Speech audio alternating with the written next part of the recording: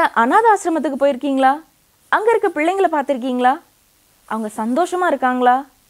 அவங்கள சந்தோஷப்படுத்துறதுக்கு நீங்கள் ஏதாவது பண்ணியிருக்கீங்களா? இதுலேயும் அங்கே சில மாற்றுத்திறனாளி பிள்ளைங்கள்லாம் இருப்பாங்க. அவங்க நிலைமை இன்னும் பரிதாபம். அவங்களுக்கு நீங்கள் ஏதாவது செஞ்சுருக்கீங்களா? இதுக்கெல்லாம் எங்கே எனக்கு டைம் இருக்குது, ஏன் வேலை, ஏன் வீடு, ஏன் மக்கள்னு ஒரு குறுகிய வட்டத்துக்குள்ளே உங்களை சுருக்கிட்டு வாழ்கிறீங்களா? சிந்திக்க வேண்டிய தருணம் இது. நிகழ்ச்சியை பாருங்கள்.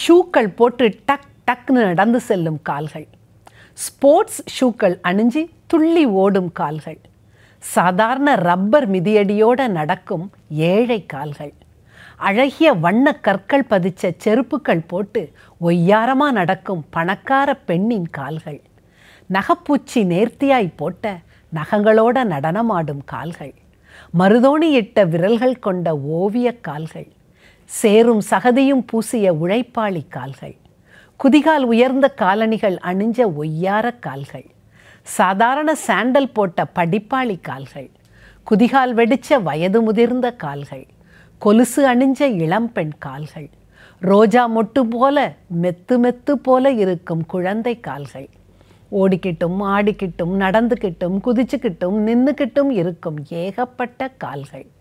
ஒவ்வொன்றும் ஒரு விதம். பேச்சு ஒவ்வொரு நாளும் கால்களை பார்க்குறா. இந்த நாற்காலியில் உட்காந்துக்கிட்டு கால்களையே பார்த்துக்கிட்டு இருக்கும் பேச்சுக்கு கால்கள் கிடையாது.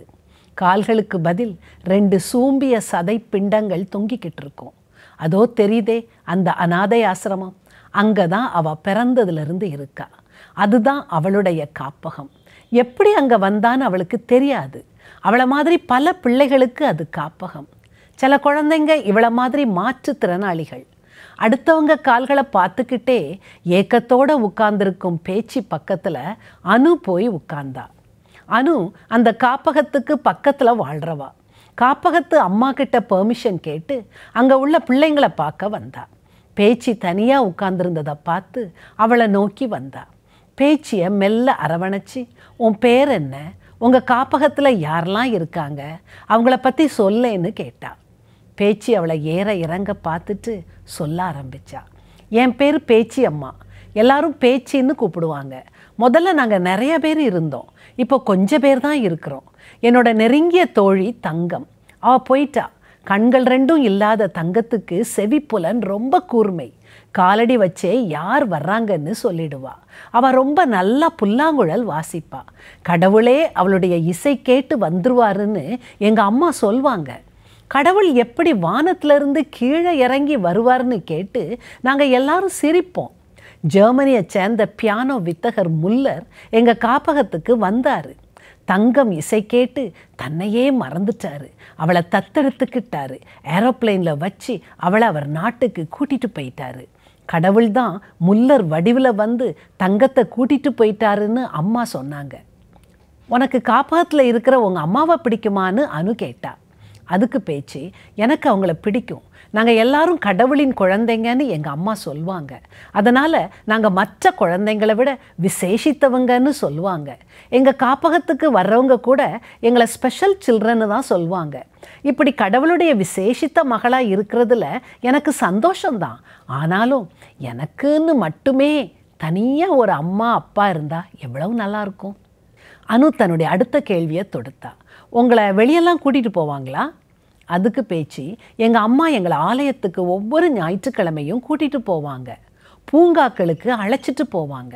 இப்படி வெளியே போகும்போதெல்லாம் நான் பார்க்குறது விதவிதமான கால்களைத்தான். அப்புறம் என்னை மாதிரி குழந்தைகளையும் நான் கவனித்து பார்ப்பேன். அவங்க எல்லாருக்கும் அம்மா அப்பா இருக்காங்க. அவங்களுக்குன்னு தனி வீடும் இருக்குது. அவங்கெல்லாம் அம்மா அப்பா கூட சாப்பிட்டு தூங்கி விளையாடி சந்தோஷமாக இருப்பாங்களாம். சனி ஞாயிற்றுக்கிழமைகளில் அம்மா அப்பா கையை பிடிச்சி பூங்கா, கடற்கரை, கடைன்னு போவாங்களாம். நான் தான் உனக்கு அம்மான்னு எங்கள் அம்மா சொல்லுவாங்க. காப்பகம்தான் என் வீடுன்னு அம்மா சொல்லுவாங்க. ஆனாலும் எனக்குன்னு தனியாக ஒரு அம்மா அப்பா இருக்கணும். எங்களுக்குன்னு ஒரு தனி வீடு இருந்தால் நல்லா இருக்கும்னு சொல்லி பேச்சு பெருமூச்சு விட்டா.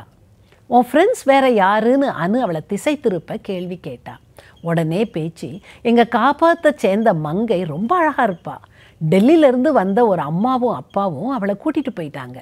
டேனியல் நல்லா பாடுவான். அவன் இப்போ மலேசியாவில் ஒரு வீட்டில் இருக்கிறான். அப்புறம் என்னுடைய நெருங்கிய தோழி சுகந்தியை கல்கத்தாவுக்கு தத்தெடுத்துட்டு போனாங்க. அவள் மாதத்துக்கு ஒரு தடவை என் கூட ஃபோனில் பேசுவாள். சுகந்திக்கு இப்போது அம்மா அப்பா இருக்காங்க. அவளுக்கு ஒரு அண்ணனும் அக்காவும் இருக்காங்களாம். எல்லாரும் சேர்ந்து ஒன்றா உட்காந்து மேஜையில் சாப்பிடுவாங்களாம். சேர்ந்து டிவி பார்ப்பாங்களாம். அவங்க வீட்டில் கார் இருக்கான். எங்கே வெளியே போனாலும் காரில் தான் போவாங்களாம். ராத்திரி அவள் தூங்குற வரைக்கும் அவள் அம்மா அவள் பக்கத்தில் உட்காந்து கதை சொல்லுவாங்களாம். இப்படி எனக்கு நிறைய ஃப்ரெண்ட்ஸ் இருந்தாங்க. இப்போ எல்லாருமே போயிட்டாங்கன்னு சொல்லும்போதே அவள் குரல் கம்மிச்சு. அனு அவாக்கிட்ட ஏன் உன்னை யாரும் தத்து எடுக்கலையான்னு கேட்டா. அதுக்கு பேச்சு, பல பேர் இங்கே தத்தெடுக்க வர்றாங்க. என் பக்கத்தில் வந்து என்னை பார்த்து சிரிப்பாங்க. ஆஹா, இவங்க என்னை கூட்டிகிட்டு போயிடுவாங்கன்னு நான் ஆசையோடு இருப்பேன். எனக்கும் ஒரு அம்மா அப்பா வீடு கிடைக்கும்னு ஏங்கி இருப்பேன். ஆனால் என்னை கடந்து போயிடுவாங்க. வேற யாரையாவது தத்தெடுத்துட்டு போயிடுவாங்க. ஒரு தடவை ஒரு அழகான பொண்ணு அவளுடைய அம்மா அப்பாவோட எங்கள் இல்லத்துக்கு வந்தா. அவளுக்கு அன்னைக்கு பிறந்த நாளாம். எங்களுக்கு புதுச்சட்டை இனிப்பு எல்லாம் கொடுத்தாங்க. அந்த பெண்ணோட அம்மா அடிக்கடி அந்த சிறுமியை அணைச்சிக்கிட்டும் அவள் முடியை தடவிக்கிட்டும் இருந்தாங்க. அவளோட அப்பா என் கன்னத்தை தட்டுனாரு. அந்த அம்மா என் நெற்றியில் அழுத்தமாக முத்தம் கொடுத்தாங்க. நிச்சயமாக இவங்க என்னை கூட்டிகிட்டு போயிடுவாங்கன்னு நினச்சேன். ஆனால் பை சொல்லிவிட்டு அவங்க காரில் ஏறி போயிட்டாங்க. அந்த சின்ன பொண்ணு காரில் அவள் அம்மா மடியில் உட்காந்துக்கிட்டே என்னை பார்த்து கையை அசைச்சிட்டே போனான். நான் யார் மடியிலையும் உட்கார்ந்ததே கிடையாது. தாய் மடி எப்படி இருக்கும்னு எனக்கு தெரியாது. நான் பார்த்த அம்மாக்களோட கண்களில் அவங்க நெஞ்சுக்குள்ளே நிரம்பி வழியும் நேசம் கசிஞ்சு ஒழுகிறத பார்த்துருக்குறேன். அதில் கொஞ்சம் அள்ளி எடுத்து எந்த அம்மாவாவது எனக்கு தர மாட்டாங்களான்னு ஏங்கி இருக்கிறேன். ஒருவேளை எனக்கும் ஒழுங்கான கால் இருந்தா, நான் ஊனமில்லாமல் பிறந்திருந்தா, என்னையும் இந்நேரம் யாராவது அவங்க வீட்டுக்கு கூட்டிகிட்டு போயிருந்துருக்கலாம் அப்படின்னு ஏக்கத்தோட பேச்சு சொன்னான். உடனே அனு, ஊனம்னு சொல்லாதம்மா, இது நல்ல அழகு. நீங்கள் மற்றவங்களோட திறமசாலிகள். உன்னால் நடக்க முடியாமல் இருக்கலாம், ஆனால் உனக்கு எவ்வளவு அறிவு இருக்குது. என்கிட்ட எவ்வளவு அழகாக கவிதை மாதிரி பேசுகிற. அதனால தான் உன்னைய மாதிரி உள்ளவங்களை மாற்றுத்திறனாளிகள்னு சொல்கிறாங்கன்னு சொன்னான். அதுக்கு பேச்சு, கடவுள் தான் இந்த உலகத்தை படைச்சாரு. உலகத்தில் உள்ள செடி கொடி மரங்கள் ஊர்வன பரப்பன நடப்பன எல்லாத்தையும் படைச்சாருன்னு எங்கள் அம்மா அடிக்கடி சொல்லுவாங்க. கடைசியாக கடவுள் மனிதனை தன்னை போல வடிவமைச்சு படைச்சார்னு சொல்லுவாங்க. அக்கா, அது உண்மையா அப்படின்னு பேச்சு கேட்டா. அனு ஆம்னு ஆமோதிக்கிறது மாதிரி தலையாட்டுனா. அதுக்கு பேச்சு, நான் கடவுளோட படத்தை கேலண்டர்களில் புத்தகங்களில் நிறைய தடவை பார்த்துருக்கேன். கடவுளுக்கு எந்த விதமான ஊனமும் இல்லை. அப்போ ஏன் கடவுள் என்னைய அவர் வடிவோட படைக்கலைன்னு கேட்டா. அனுவுக்கு என்ன சொல்கிறதுன்னு புரியலை. அவள் கண்ணில் நீர். பேச்சு அறியாதவாறு அதை தொடச்சிக்கிட்டே, நீ ரொம்ப அழகு பேச்சு, நீ ரொம்ப அறிவாளி, நீ ரொம்ப அழகாக பேசுகிறன்னு சொன்னான். இவன் சொன்னது பேச்சியை சந்தோஷப்படுத்தியதா தெரியலை. பேச்சு அனு கையை பிடிச்சிக்கிட்டே, அக்கா, நான் அழகுன்னு சொல்கிறீங்க இல்லையா, இந்த அழகை பாராட்ட அன்பு செலுத்த ஒரு அம்மா அப்பாவை கூட்டிகிட்டு வருவீங்களாக்கா அப்படின்னு ஏக்கத்தோட கேட்டா. நிச்சயமானு சொல்லிட்டு அவகிட்ட இருந்து விடை பெற்றா அனு. இப்போ அனு உங்ககிட்ட பேசுறத கேளுங்க. தோழிகளே, இந்த பேச்சிய பாத்தீங்களா? இத போல பல பேச்சுக்கள் நம்மிடையே இருக்கிறாங்க. தாய் அன்புக்காகவும் தந்தையின் பாசத்துக்காகவும் ஏங்கும் பிள்ளைகள் ஏராளம் ஏராளம். இவங்களுக்கு பணம் பொருள்லாம் தேவையில்லைங்க. உங்க வீட்டுல ஒரு இடம் கொடுத்தா போதும். நீங்க சாப்பிடுற சாப்பாடை கொடுத்தீங்கன்னா இந்த பிள்ளைங்களுக்கு அதுவே போதும். நீங்க நினைச்சா முடியுங்க. எப்படி செய்வீங்களா?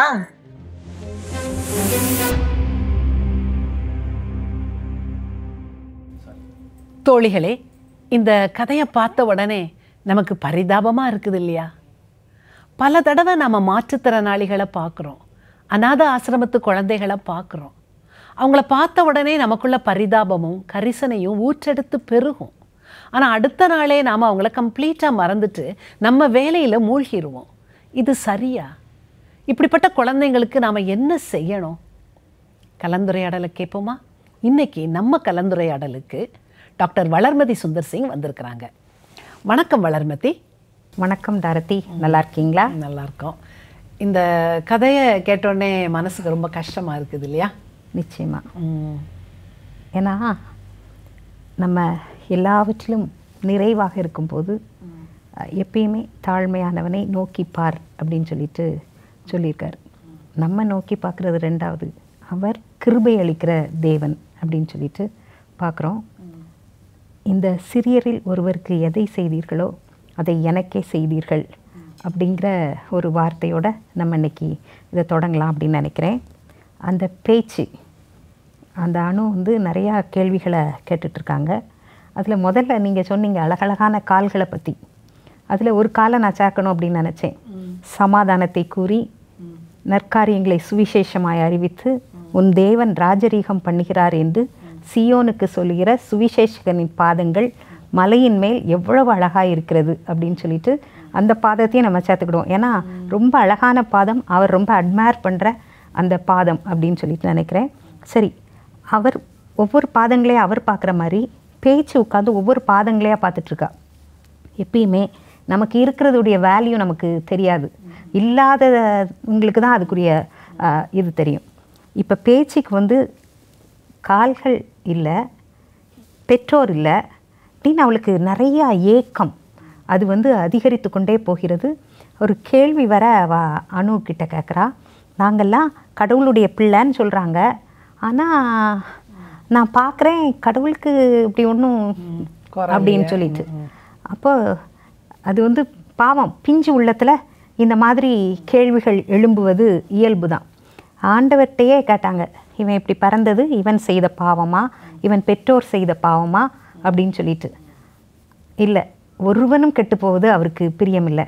அது என்ன அப்படின்னு சொல்லிட்டு அது ஒரு பக்கம் இருந்தால் கூட, இப்போ பேச்சு அப்படின்னு எடுத்துக்கிட்டோன்னா அவளுடைய அந்த ஏக்கம் வந்து அதிகரித்து கொண்டே இருக்கிறது வந்து நமக்கு நன்றாகவே புரிகின்றது.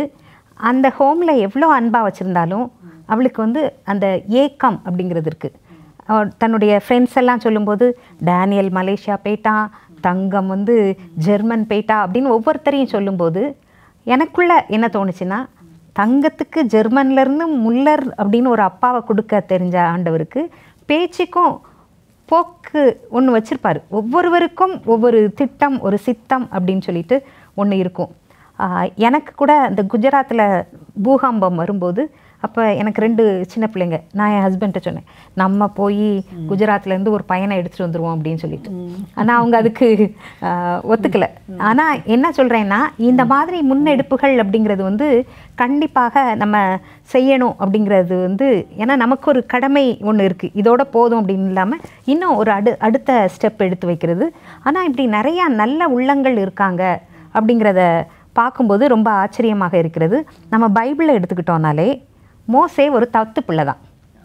ஏன்னா கருவில் வந்த உடனே கொல்லப்பட வேண்டிய அந்த அம்மா வந்து ஆண்டவருடைய கிருபையில் அப்போ பார்வோனுடைய குமாரத்தை எடுக்கிறா, அக்கா ஓடி போய் கேட்குறா, உடனே இந்த பிள்ளையை எனக்கென்று வளர்த்து கொடு, உனக்கு சம்பளம் கொடுக்கப்படும் அப்படின்னு கொடுத்துட்டு அவள் கொண்டு வந்த உடனே அவளை தன் குமாரனாக்கினாள் அப்படின்னு சொல்லிட்டு பார்க்குறோம்.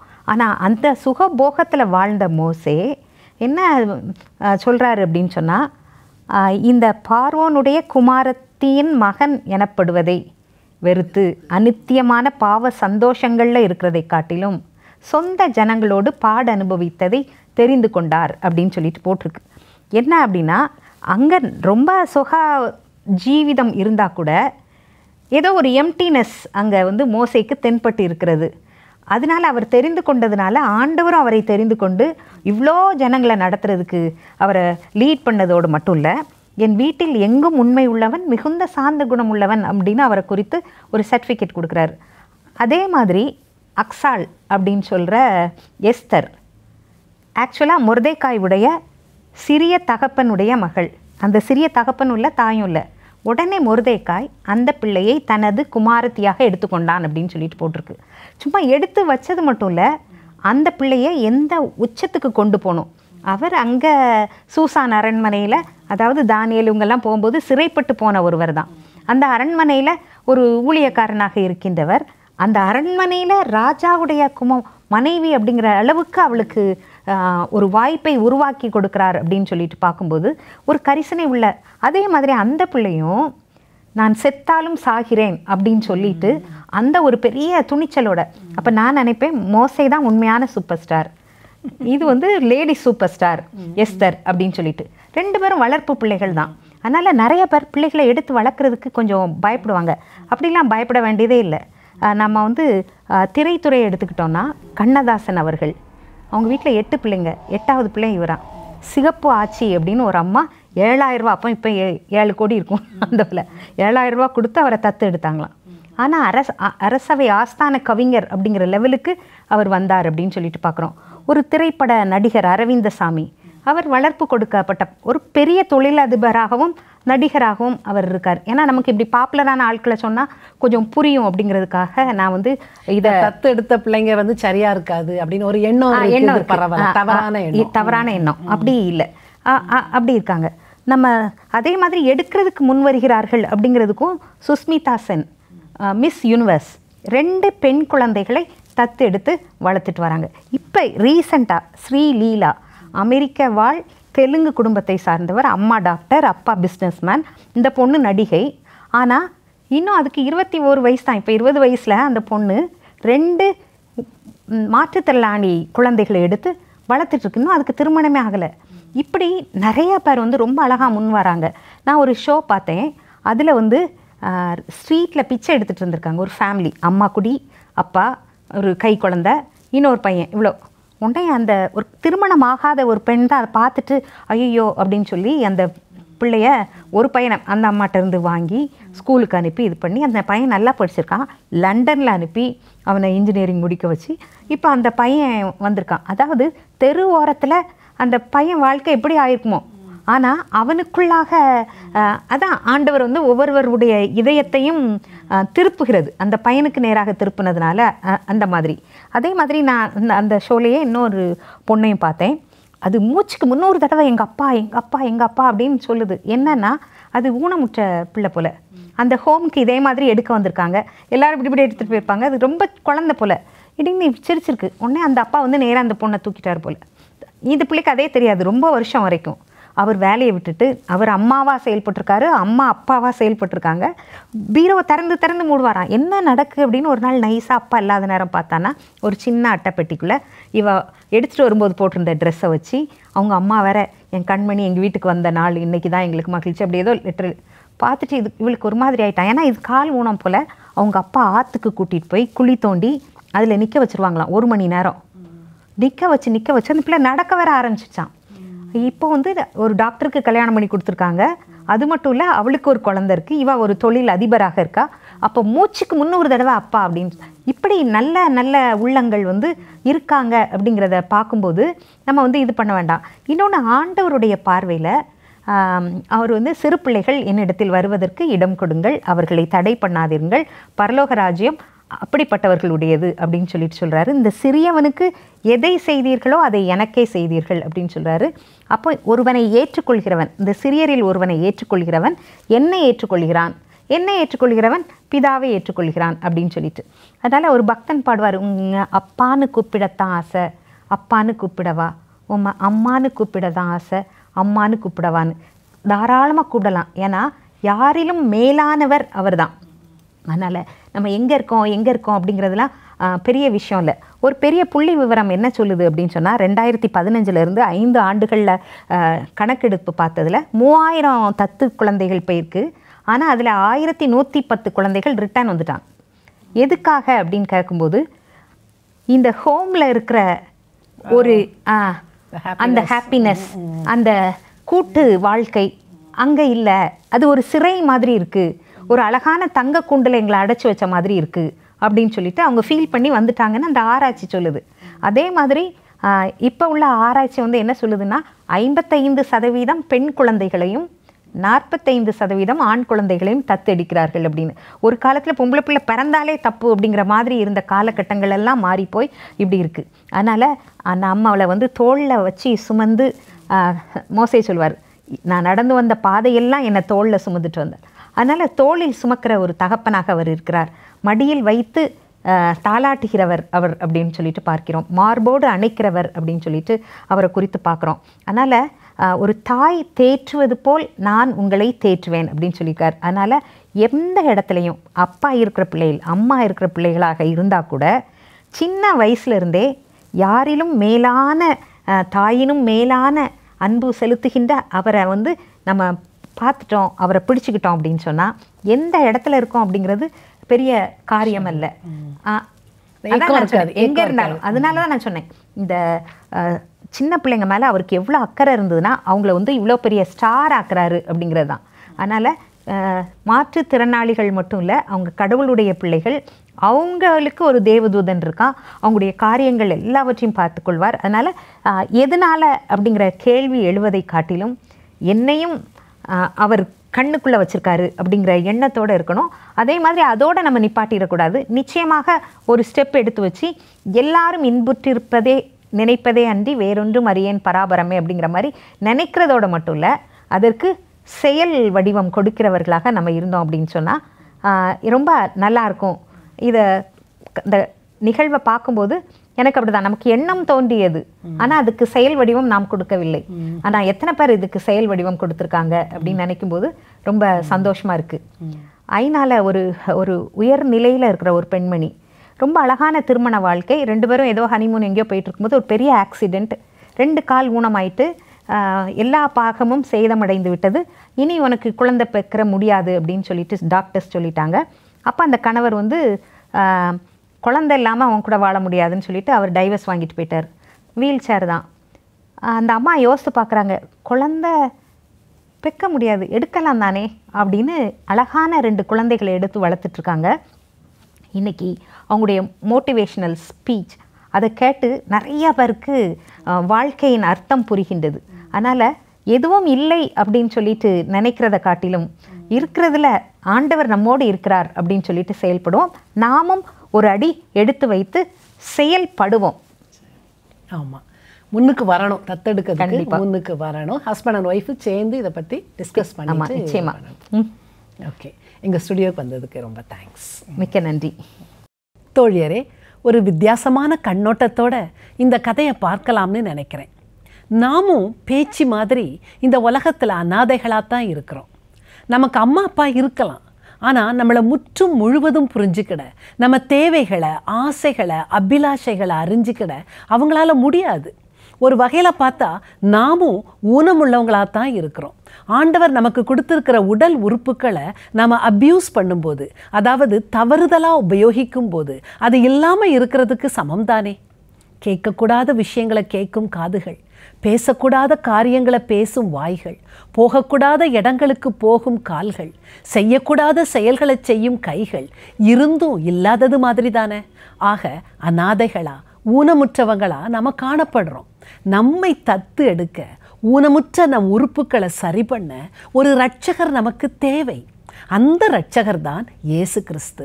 பவுல் எபேசியர் நிருபத்தில் 6ஆம் அதிகாரத்தில் 6-7 வசனங்களில் இதை பற்றி தெளிவாக சொல்கிறாரு.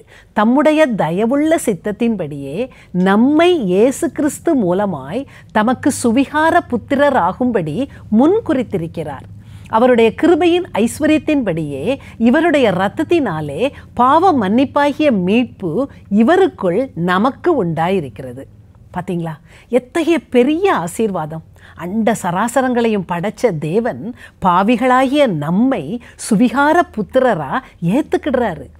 நம்மை சுவிகார புத்திரராக ஏற்றுக்கிட்ட நம் பிதாவாகிய தேவன் நம்மளை நல்லா அறிஞ்சு வச்சிருக்கிறாரு. நம்முடைய உலக பிரகாரமான தாய் தந்தை நம்மை புரிஞ்சு வச்சிருக்கிறத விட இவர் நம்மளை நல்லா புரிஞ்சு அறிஞ்சு வச்சிருக்கிறாரு. நம்முடைய விருப்பங்களை அவர் சித்தப்படி நிறைவேற்றுவார். நம்முடைய குறிக்கோள்களை கேட்டு கேலி பண்ணி சிரிக்க மாட்டார். அது கைகூடி வர நமக்கு உதவுவார். நாம் பாவத்திலேயோ சோதனையிலேயோ தடுக்கி விழுந்துட்டோம்னா நம்மை விட்டு அகன்று போயிட மாட்டார். அதுக்குரிய தண்டனையும் தரமாட்டார். அவர் நம்முடைய பாவங்களுக்கு தக்கதாக நமக்கு செய்யாமலும் நம்முடைய அக்கிரமங்களுக்கு தக்கதாக நமக்கு சரி கட்டாமலும் இருக்கிறார்னு வேதாகமத்தில் வாசிக்கிறோம். நம் பாவத்துக்கேற்ற தண்டனை நமக்கு கிடைச்சதுன்னா நம்மால் அதை தாங்க முடியாது. நம்ம மறுபடியும் அவர்கிட்ட வந்து பாவ மன்னிப்பு கேட்கும்போது கிருபையாக மன்னிக்கிறாரு. நம் பெற்றோர் நம்ம செய்யும் தவறுகளை மறக்க மாட்டாங்க, மன்னிக்க மாட்டாங்க, மறுபடி சொல்லி காட்டுவாங்க. ஆனால் நம் பரமபிதா என்ன பண்ணுறாரு? சங்கீதக்காரன் ரொம்ப அழகாக சொல்கிறான், மேற்குக்கும் கிழக்குக்கும் எவ்வளவு தூரமோ அவ்வளவு தூரமாய் அவர் நம்முடைய பாவங்களை நம்மை விட்டு விலக்கினார். ஏசாயா 43:25 ஆண்டவர் சொல்கிறத கேளுங்க, நானே உன் மீறுதல்களை என் நிமித்தமாகவே குலைத்து போடுகிறேன், உன் பாவங்களை நினையாமலும் இருப்பேன். இதை விட மகிழ்ச்சி வேற என்னங்க? நீங்கள் ஏன் பிள்ளைங்க, நான் உங்களை சுவிகாரம் எடுத்திருக்கிறேன், அதனால் பயப்படாமல் இருங்கன்னு நம்ம பரமபிதா நமக்கு ஆறுதல் சொல்கிறாரு. இதை நானா சொல்லலை, பசுத்த வேதாகமத்தில் கொடுக்கப்பட்டிருக்குது. ரோமர் 8:14-16 வரைக்கும். மேலும் எவர்கள் தேவனுடைய ஆவியினாலே நடத்தப்படுகிறார்களோ அவர்கள் தேவனுடைய புத்திரராய் இருக்கிறார்கள். அந்தபடி திரும்பவும் பயப்படுகிறதற்கு நீங்கள் அடிமைத்தனத்தின் ஆவியை பெறாமல் அப்பா பிதாவே என்று கூப்பிட பண்ணுகிற புத்திர சுவிகாரத்தின் ஆவியை பெற்றீர்கள். நாம் தேவனுடைய பிள்ளைகளாய் இருக்கிறோம் என்று ஆவியானவர் தாமே நம்முடைய ஆவியுடனே கூட சாட்சி கொடுக்கிறார். ஸோ நம்ம பரம ராஜாவோட பிள்ளைங்க. ராஜாவோட பிள்ளைங்க எப்படி இருக்கணும்? சின்ன பிள்ளைங்க அப்பாவை இமிட்டேட் பண்ணி வாழ்வாங்க, அப்படித்தானே? தேவனுடைய பிள்ளைங்களாகிய நாம அவருடைய குணநலன்களை பிரதிபலிக்கணும். அன்பு, பரிசுத்தம், கீழ்ப்படிதலோட அவர் நாமத்துக்கு மகிமை உண்டாக வாழணும். 1 யோவான் 3:1 சொல்கிறேன். நாம் தேவனுடைய பிள்ளைகள் என்று அழைக்கப்படுவதினாலே பிதாவானவர் நமக்கு பாராட்டின அன்பு எவ்வளவு பெரிதென்று பாருங்கள். அவர் நம்மக்கிட்ட அன்பு செலுத்துறது மாதிரி நாமும் எல்லார்கிட்டையும் அன்பு செலுத்தணும். எபேசியர் 5:1-2 ஆதலால் நீங்கள் பிரியமான பிள்ளைகளைப் போல தேவனை பின்பற்றுகிறவர்களாகி கிறிஸ்து நமக்காக தம்மை தேவனுக்கு சுகந்த வாசனையான காணிக்கையாகவும் பலியாகவும் ஒப்புக்கொடுத்து நம்மில் அன்பு கூர்ந்தது போல நீங்களும் அன்பிலே நடந்து கொள்ளுங்கள். எவ்வளவு கிளியராக போட்டிருக்குது பார்த்தீங்களா? சரி, அடுத்த வாரம் நம்ம மறுபடியும் சந்திக்கலாம். வணக்கம் தோழியரே. இன்றைய நிகழ்ச்சி உங்களுக்கு பிடிச்சிருக்குதா? உடனே எங்களுக்கு மிஸ்டு கால் கொடுங்க. இந்த வாரம் பரிசு வெல்ற நேயர் நீங்களாவும் இருக்கலாம். மிஸ்டு கால் கொடுக்க வேண்டிய போன் நம்பரை குறிச்சுக்கிறீங்களா? 0444-908-1228.